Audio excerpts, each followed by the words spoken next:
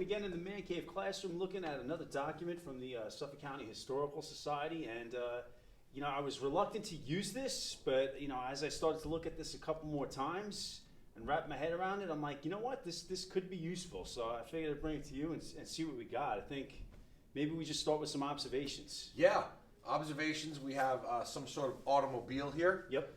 In my mind, if this guy was going to beep his horn, it'd go, like one of those old school. Is there a horn there? Okay, if there's a horn over here, you can't see it. Old school.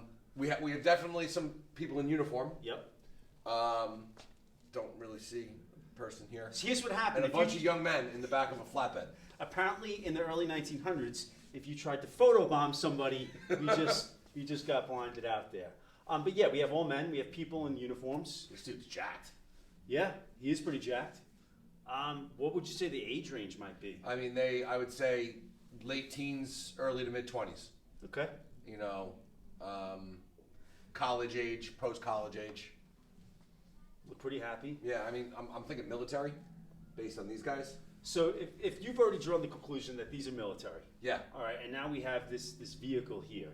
All right, if we had to look, I would say just based on the condition of the vehicle itself, and you have like even the, your early wheels on automobiles still look like wagon wheels. I'm gonna have to go with World War I on this one. Yeah.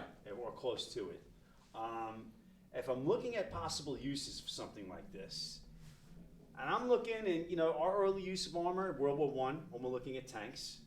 We're years away from Humvees. This is not some sort of piece of military artillery. No. It's definitely not a armored vehicle. It's definitely not something you're going to use to fight. But what I do notice is that I have this much room in the back right here. It's almost like long enough for a person to be laying down. Or a couple. Right? Yeah. So you have an ambulance, pretty much. This is before they had the cover on. Great book I read by Dr. Gregory Archer, who wrote about his great-grandfather, who was an ambulance driver during World War I. What happened was that these ambulances were brought overseas, and then they were put together. Assembled over there. They were assembled over there. Like almost like a modular home. It was a modular vehicle. Right. So right away, if we're talking a skill set as to what these guys are going to learn, these are probably going to be ambulance drivers. Mm-hmm. All right. If we're talking about a skill set that not only do you have to drive this, you probably have to know how to put it together as well. Yeah. And we're looking at the ranges as well in terms of the ages. We're also starting to see, I guess, more of a need where you're going to need to get casualties from one place to the other. There you go with the ambulance. Nice. I mean, the things when we look at this photo here, and when you look at a purpose, I mean, why would a photographer take a picture of this, or where would you see this? I mean, certainly some sort of military training. Absolutely. Some sort of boot camp. Yep. They're not on the front lines, obviously. Yep. You're not going to be standing still, sitting up in the back of a flatbed, while the Germans are shooting at you. Yep. I could definitely see this being in a local paper. Yeah. Before these guys shipped out, the fact that they're not in uniforms yet. Yep. Maybe they're even on their way to volunteer. Yep. I mean, some things I'm looking at, it's like, wow, it's like the things these guys must have seen. Yeah.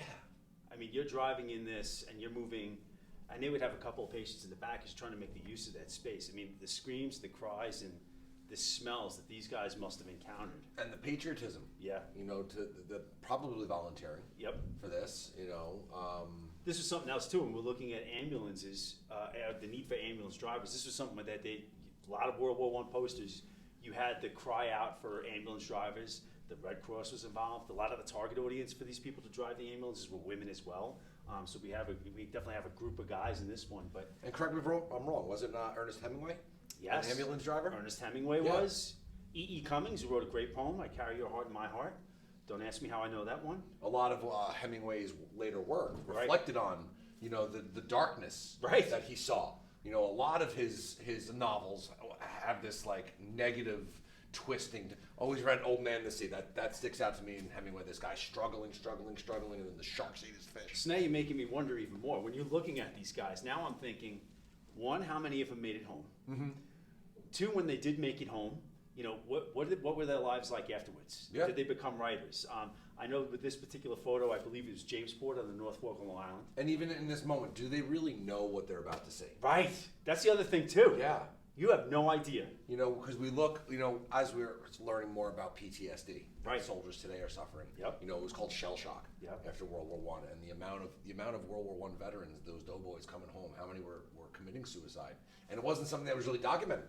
You know, to understand the effect that war has on people, do these kids really know what they're getting into? And since because this is just a photo, and we're looking at the lack of, you don't know what you're getting into, and where might you see this photo? I mean, this is a good picture to put in a newspaper to go, here are all the local guys that signed up. Yeah. Where are you in this picture? Which is almost which like was a local twist of propaganda. Right, which is a common theme with World War One. It's like, you know, this guy's going off. What are you doing? Yeah. You know, we want you, or I want you for military service. So this could be used for quite a few things. You know, to brag, propaganda, great things here.